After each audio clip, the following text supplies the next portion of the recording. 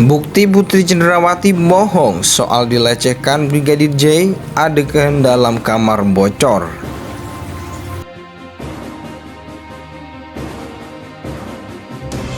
Segini yang mulia, agak jauh. Nah, tapi jarak untuk Bang Riki sama Om Kuat seperti ini. Yang mulia. Seperti ini. Si korban di mana korban? Korban di sebelah sana yang mulia, dekat tangga. Jadi setelah Om Kuat ini ada tangga, terus korban. Tangga lalu korban. Ini Si Om Kuat dekat tangga, tapi agak jauh yang mulia. Agak Di jauh. depan kolam ikan yang di dalam rumah. lalu Ini Bang Riki dari dapur. Saya dari dapur, saya datang dari sini yang mulia. Riki. Saya datang, saya ketemu Bang Riki yang mulia. Saya tanya ada apa, tapi nggak dijawab. Saya ngeliat Om Kuat, terus saya ngeliat jenazah di situ yang mulia. Melihat almarhum di situ tergeletak, terus saya maju ke sini. Saya awalnya bertanya kepada Richard, model seperti ini ada apa, Chat? Tapi karena mungkin saya juga takut, Pak, jadi saya langsung merubah haluan seperti ini, Pak. Jadi saya bisa melihat semua orang ini, Pak, karena saya belum tahu di dalam ini terjadi apa. Ya, duduk dulu. Yang pertama, bahwa saya tidak pernah memberikan nomor HP saya ke Reza, tetapi saat itu Yosua meminta izin kepada saya untuk memberikan nomor HP saya kepada Reza, karena saat itu Yosua meminta bantuan untuk memindahkan Reza ke Polda Jambi dikarenakan mau dekat dengan orang tua. Kenapa? Gitu kan?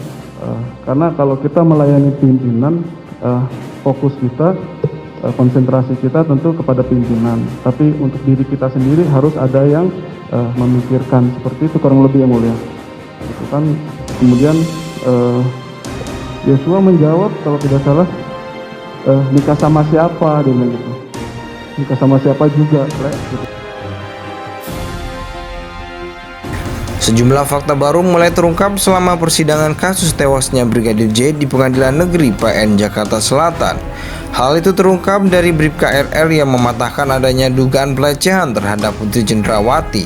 Tim kuasa hukum keluarga korban Martin Simajuntak mengaku berterima kasih pada terdakwa Ricky Rizal atau Bribka RR. Pengakuan Bribka RR dinilai telah mematahkan adanya dugaan pelecehan dari Brigadir J pada atasannya Putri Cenderawati.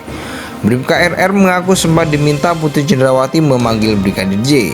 Hal itu terungkap dari Bribka RR yang mematahkan adanya dugaan pelecehan terhadap Putri Cenderawati. Dikutip dari tribunwow.com, tim kuasa hukum keluarga korban Martin Simajuntak mengaku berterima kasih pada terdakwa Ricky Rizal atau Bribka RR. Dari sinilah pengacara Brigadir J merasakan kejanggalan yang bisa mematahkan dugaan pelecehan seksual. Ketika itu ia menunggu Putri Cenderawati dan Brigadir J yang sedang berbicara berdua di kamar sekitar 15 menit. Menurutnya adanya pertemuan di dalam kamar berdua antara Yosua dan Putri bisa jadi menggugurkan dalil kekerasan seksual. Sebab menurutnya tak ada korban kekerasan seksual yang mau bertemu dengan pelakunya.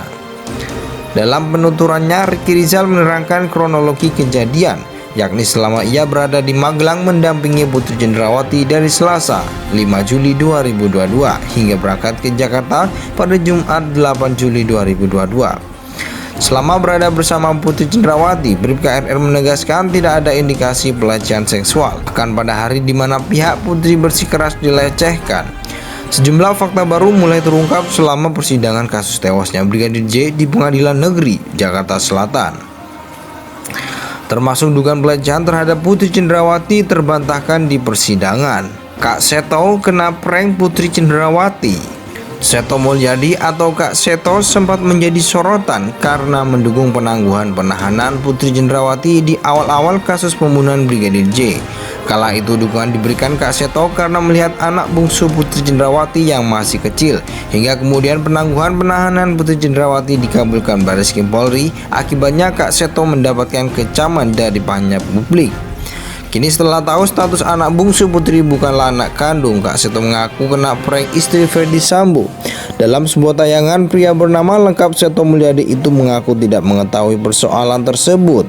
Kebenaran soal putra bungsu Putri dan Sambo terungkap saat ajudan Daden menjadi saksi dalam persidangan beberapa hari lalu. Meski sebelumnya asisten rumah tangga Susi menegaskan jika balita berumur 1,5 tahun itu dilahirkan Putri Cenderawati, namun setelah ajudan Daden mengaku tidak pernah melihat Putri hamil, Susi mencabut keterangan bohongan di pengadilan.